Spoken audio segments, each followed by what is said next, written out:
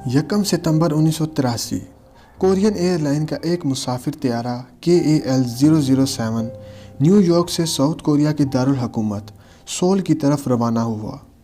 जहाज़ अभी सोल के करीब ही था कि जहाज़ ने अपने नॉर्मल रूट से अचानक रुख मोड़ना शुरू कर दिया और कुछ ही पल में जहाज़ रशियन एयर स्पेस में दाखिल हो गया और रशियन पेनिनसुला कमचटके के आसमान से गुजरने लगा। दोस्तों, कमचटका में सोवियत यूनियन की खुफिया मिलिट्री इंस्टॉलमेंट हुआ करती थी। सोवियत एयरफोर्स ने जहाज़ को रोकने के लिए अपने 2 फाइटर जहाज़ भेजे। फाइटर जहाज़ों ने फ़ौरन इस मुसाफिर तैयारे को देख लिया और उससे राब्ता करने की कोशिश की, मगर उन्हें मुसाफिर जहाज़ से कोई भी जवाब ना आया, जिसके बाद एक जहाज़ ने मिसाइल फायर कर दिया। मिसाइल ने सीधा कोरियन एयरलाइन के जहाज़ को हिट किया और ये जहाज़ जापान के समंदर में जा गिरा, जिसके नतीजे में जहाज़ में मौजूद तमाम 269 लोग जान की बाजी हार बैठे। सोवियत हुकूमत ने इस हादसे के मुतालिक अपने पहले बयान में सिर्फ यही कहा कि एक नामालूम जहाज़ को रशियन एयर स्पेस की खिलाफ वर्जी करने पर गिरा दिया गया है। अमेरिकी हुकूमत ने इस हादसे पर बरहमी का इजहार किया। अमेरिका के डिपार्टमेंट ऑफ स्टेट ने यह दावा किया कि सोवियत ये जानते थे कि ये एक मुसाफिर जहाज़ था। अमेरिकी सदर रोनाल्ड रेगन ने इस हादसे को कत्लेआम का नाम दिया। The Soviet Union against 269 innocent men, women and children aboard an unarmed Korean passenger plane. This crime against humanity must never be forgotten, here or throughout the world. 5 दिन बाद सोवियत यूनियन ने यह कबूल कर लिया कि जहाज़ एक मुसाफिर तैयारा था, मगर रशियन पायलट्स को इसका इल्म नहीं था।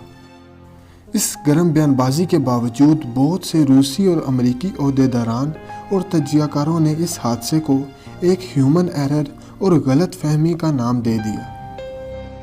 दोस्तों, याद रहे कि ये वक्त कोल्ड वार का था, जब पूरी दुनिया एटमी आलमी जंग के दहाने पर खड़ी थी और तारीख में ऐसा कई बार हुआ है कि जंग के माहौल में अक्सर बेगुनाह जानें इसका शिकार हो जाया करती हैं।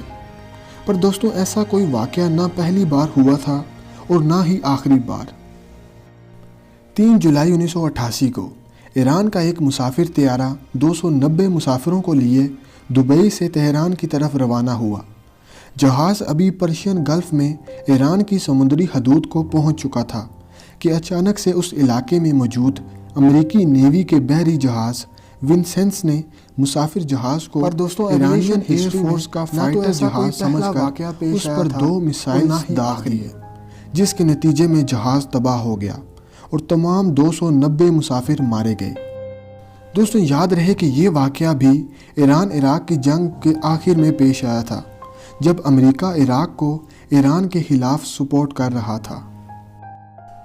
जबकि हाल ही में 2020 के शुरुआत में जनरल कासिम सुलेमानी की ड्रोन स्ट्राइक में मौत के बाद अमेरिका और ईरान के टसल का निशाना एक यूक्रेनियन मुसाफिर जहाज़ बना, जिस पर ईरान ने अपने SA-15 एयर डिफेंस सिस्टम के ज़रिए गलती से उस जहाज़ को दुश्मन का जहाज़ समझकर निशाना बना दिया, जो तबाह होकर तेहरान के करीब गिरा और तमाम मुसाफिर मारे गए। दोस्तों, तारीख में ऐसे कई वाक़यात मिलते हैं जहां 2 मुल्कों की दुश्मनी का खमियाजा बेगुनाह इंसानी जानों को भुगतना पड़ता है।